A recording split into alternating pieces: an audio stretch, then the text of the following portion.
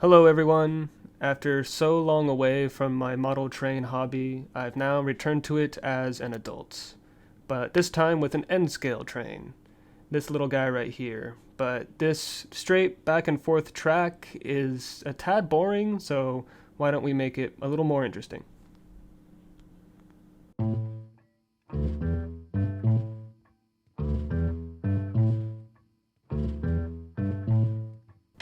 This is my new track, version 1, built with Koto rails and laid for my new steam engine, number 3201. Now, this is a 4-6-2 steam engine. Those are its wheel groupings, meaning it has a group of 4, group of 6, and a group of 2. But let's add some more cars. Much better. Let's get out of here.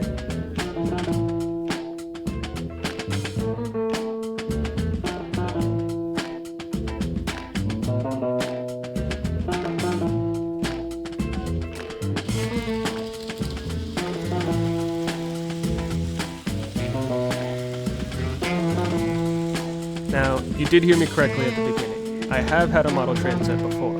I have one my grandpa gave me that would go around under the Christmas tree. Let me show you what that looks like. Yeah, it's a tad bigger. In fact, it's almost 3 times as big, with this one being about 3 inches high, and my new one being about an inch high off the track. Let's take a second to look at the other scales of model trains available in the hobby. There are 5 different scales commercially available, with a 6th reserved only for the die-hard hobbyists. For now, let's focus on the 3 most common scales: O scale, HO scale, and N scale. Now, the numbers below each of these are its measurements to its real-life counterpart. For instance, with O scale, 1 inch on the model train is 48 inches on the real deal. So, simply speaking, an O scale train is going to be 48 times smaller than its real-life counterpart. Now, O scale is the OG. It is the first scale to be widely made, being around since the beginning of the hobby back in the late 1800s. With this scale, you'll see massive layouts spanning entire rooms. Their size allows for high detail on the engines, with most of them having smoke functionality. Additionally, the scale has many animatronic accessories that help bring the whole layout to life.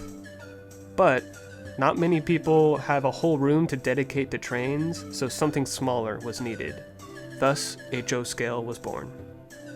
HO scale is almost half the size of O scale. This allows for the train layouts to have a smaller footprint within homes, while not sacrificing too many details. It also allowed for hobbyists to put more focus on the scenery that the trains are in, breathing even more life into layouts. But there was a need to go even smaller. Being almost a third of the original O scale, N scale allows for even more people to join the hobby. Since not everyone owns a house where they can dedicate a whole room to trains, this allows it to be contained to a table. It was made popular by the Japanese since their living conditions are so small in their apartments that they needed something smaller to continue their hobby. This is why most N-Scale products are from Japan, like my tracks that I have for this new layout.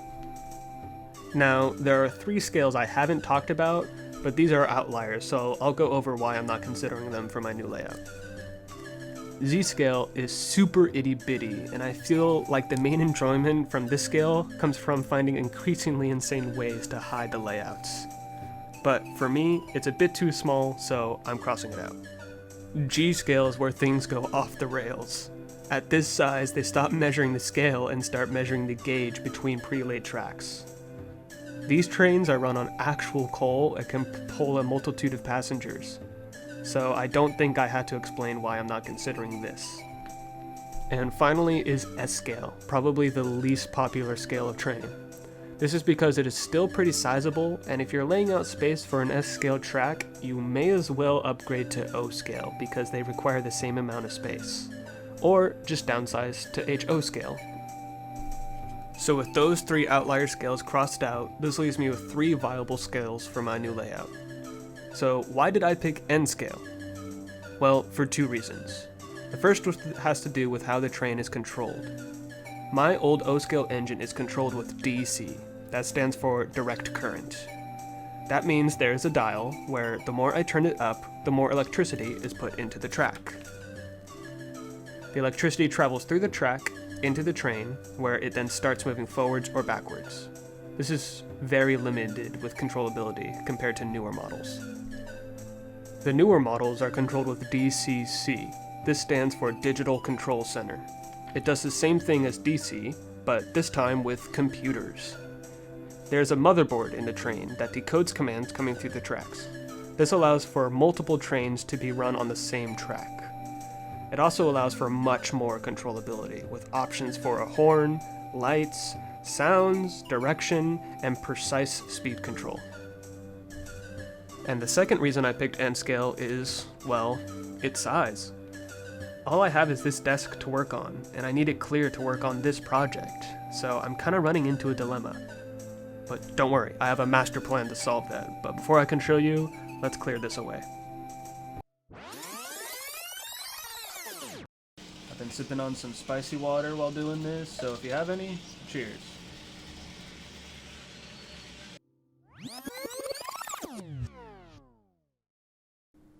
And clean. This is XPS foam, a strong and durable yet light substance that I'll be cutting into these pieces to make shells for my train.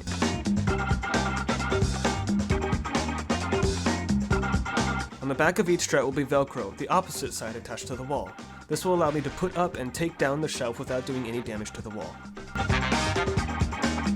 Once I have the track and the train up on the shelf, there will be about 2 inches left behind. This will allow me to make buildings, put people, and put any other scenery I choose. Some of the scenes I thought of so far are a forest full of tall evergreens, a windmill village, a cliff face with a waterfall coming down, a starry night with a campsite scene where every star is lit up by an LED. And I don't really know much else besides that, which is where you come in. Do you have any ideas? Leave them in the comments below, and I may or may not put them into my landscape. Thank you so much for watching, everyone. The edge of the ceiling you'll see here is where I will hang the shelves and run my train.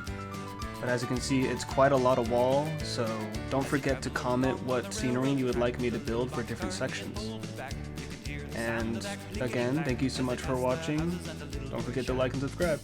Bye. Have a good day.